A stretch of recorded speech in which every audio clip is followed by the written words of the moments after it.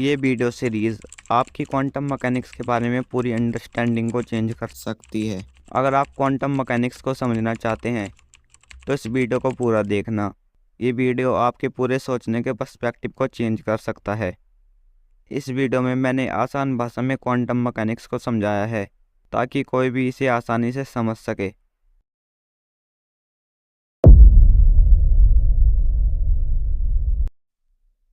जब हम अपने आसपास देखते हैं तब हम देखते हैं कि सब कुछ एक निश्चित ढंग से काम कर रहा है।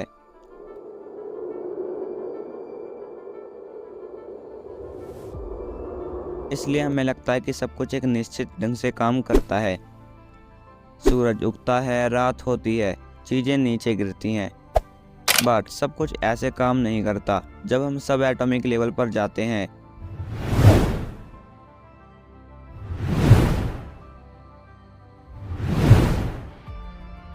जब हम क्वांटम वर्ल्ड में जाते हैं तब हम देखते हैं कि दुनिया एक नए रूप से काम करती है। एक कुर्सी जो आपके कमरे में रखी है वो शायद इस समय एग्जिस्ट ही नहीं करती।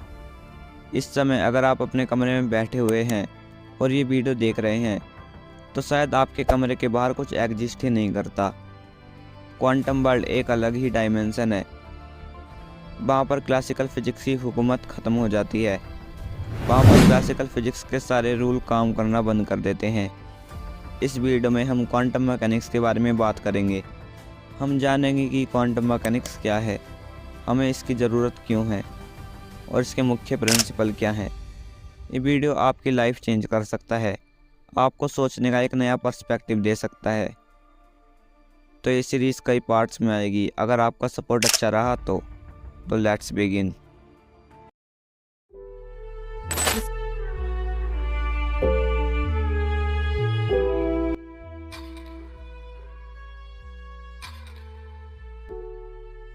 क्वांटम मैकेनिक्स क्या है?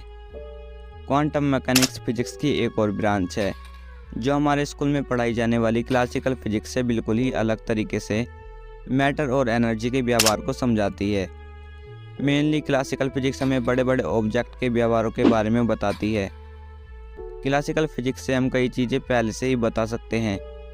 जैसे हम बता सकते हैं कि कोई प्लैनेट कितने दिन में सन के चक्कर लगा लेगा, हमारा भेजा हुआ कोई रॉकेट कितने दिन में किसी ग्रह पर लैंड करेगा, एक गेंद कितने समय में बिल्डिंग से नीचे गिरेगी, एक्सेट्रा। ये सब हम क्लासिकल फिजिक्स द्वारा बड़ी आसानी से बता सकते हैं। वहीं क्वांटम फिजिक्स सब एटॉमिक लेवल पर एटम से भी छोटे पार्टिकल्स के अजीब तरीके से व्यवहार को समझाती है, क्योंकि सब एटॉमिक लेवल पर पदार्थ अजीब तरीके से व्यवहार करते हैं जो हमारी क्लासिकल फिजिक्स और क्लासिकल अंडरस्टैंडिंग द्वारा समझाना नामुमकिन है। इसलिए क्वांटम मैकेनिक्स के माध्यम से हम सब एटॉमिक लेवल पर हो रहे व्यवहार को समझा सकते हैं। जैसे कोई इलेक्ट्रॉन या प्रोटॉन अपनी पोजीशन और वेलोसिटी के साथ कैसे अलग अलग तरीके से इंटरैक्ट करते हैं, ये सब हम इससे बता सकते हैं। लाइट वेव है या पार्टिकल एक्सेट्रा, ऐसी ही चीज़ों को हम क्वांटम मैकेनिक्स में समझते हैं। तो ये तो रहा क्वांटम मैकेनिक्स क्या है। पर अब चलिए हम बात करते हैं कि जब हमारे पास क्लासिकल फिजिक्स है तो हमें क्वांटम फिजिक्स की ज़रूरत क्यों है, आखिर ये इनसफिशिएंट क्यों है। तो इसका राज इसके ओरिजिन में छुपा है। साल 1900 से पहले सब लोग लाइट को ऐसे वेव की फॉर्म में देखते थे, यानी ये लगातार फ्लो करती रहती है। मगर 20th सेंचुरी की शुरुआत में मैक्स प्लैंक ने बताया कि लाइट एक साथ फ्लो नहीं करती बल्कि छोटे छोटे पैकेज में आती है, जिसे बाद में क्वांटा कहा गया। और ये पहली शुरुआत थी क्वांटम मैकेनिक्स के डेवलपमेंट में। लेकिन यहाँ एक विरोधाभास खड़ा हुआ।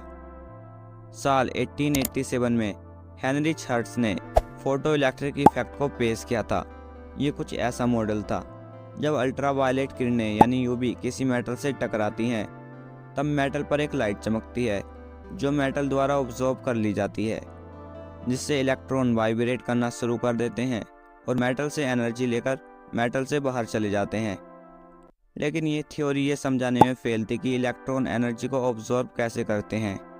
1905 में एंट्री होती है अल्बर्ट आइंस्टीन की, जिन्होंने फोटो इलेक्ट्रिक इफेक्ट को समझाया कि लाइट क्वांटा, जिसे बाद में फोटोन कहा गया, उसमें ट्रैवल करती है और इलेक्ट्रॉन इन फोटोन से एनर्जाइज हो जाते हैं जिससे वो मेटल से बाहर निकल जाते हैं।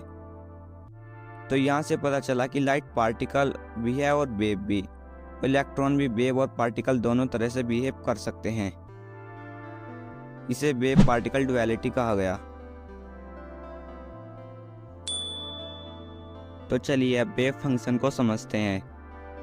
वेव फंक्शन क्वांटम मैकेनिक्स में एक इम्पोर्टेंट कॉन्सेप्ट है। इसका यूज़ वेव पार्टिकल डुअलिटी को डिस्क्राइब करने के लिए किया जाता है। और ये फंक्शन कोई रियल लाइफ फंक्शन नहीं है, बल्कि एक मैथमेटिकल फंक्शन है जो किसी क्वांटम मैकेनिक्स के सिस्टम की प्रॉपर्टीज़ को डिस्क्राइब करता है। इसमें सिस्टम के स्टेट के लिए प्रोबेबिलिटी डिस्ट्रीब्यूशन का आइडिया होता है कि किसी भी चीज़ के होने की प्रोबेबिलिटी कहाँ सबसे ज़्यादा होती है और कहाँ सबसे कम। यानी वेव फंक्शन से हम ये जान सकते हैं कि एक पार्टिकल या सिस्टम कहाँ है, उसका मोमेंटम क्या है, उसकी एनर्जी क्या है और उसके साथ क्या संबंध है।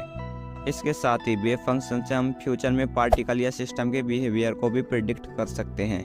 वेव फंक्शन का square module probability density function होता है।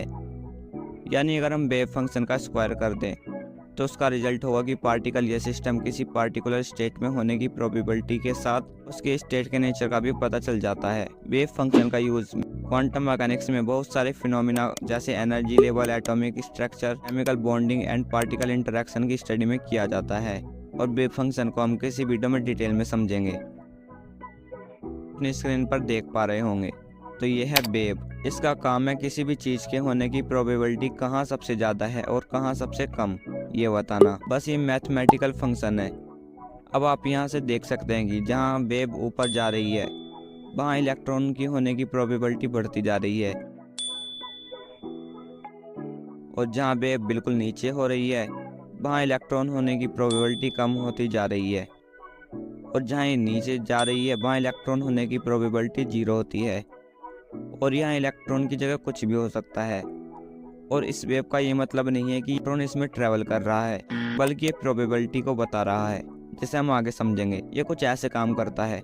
अब जहाँ आपको ये पता चल जाता है कि इलेक्ट्रॉन यहाँ है, अब जहाँ आपको पता चल जाता है कि इलेक्ट्रॉन कहाँ है, वहाँ इन्फॉर्मेशन कोलैप्स हो जाती है और आपको एक निश्चित निर्णय मिल जाता है, और बाकी जगह इलेक्ट्रॉन के मिलने की प्रोबेबिलिटी 0 हो जाती है।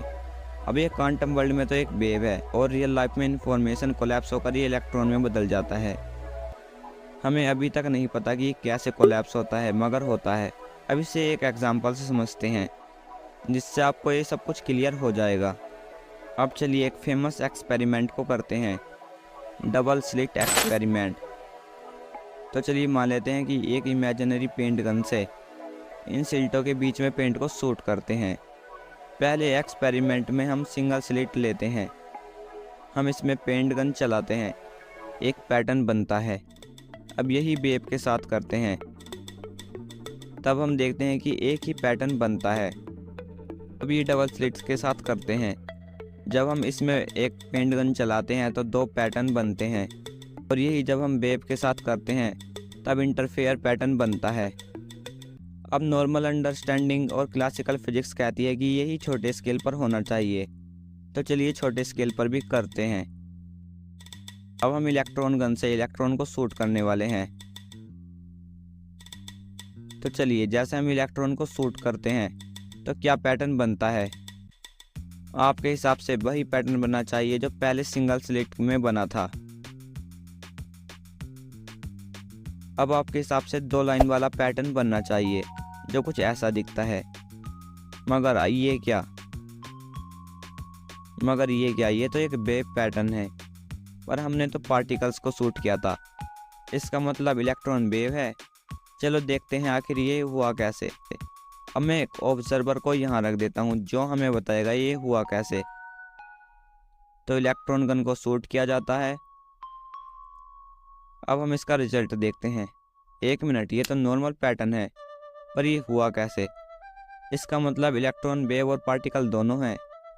तो चलिए इसको मैं एक्सप्लेन करता हूँ। तो पहले इस वेव फंक्शन को देखते हैं।